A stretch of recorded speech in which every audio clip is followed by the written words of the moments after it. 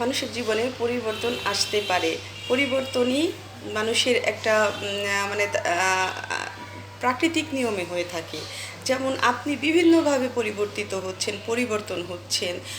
আপনি ঘর থেকে বেরোলে পরিবর্তন হচ্ছেন, ঘরের ভিতরে হচ্ছেন, যেখানে যাচ্ছেন আপনার বিভিন্ন জিনিস দেখে আপনি শিখছেন। আপনার বিভিন্ন মানে আপনার চলার পথে বা আপনার চরিত্রে, আপনার সব কিছুতে একটা পরিবর্তন চলে আসছে। তো পরিবর্তন জিনিসটা কিন্তু অনেক মূল্যবান আমার মনে হয়। পরিবর্তন, তবে পরিবর্তন যদি হতে হয় তবে আমাদের ভালোর দিকে লক্ষ্য করে পরিবর্তন হতে হবে।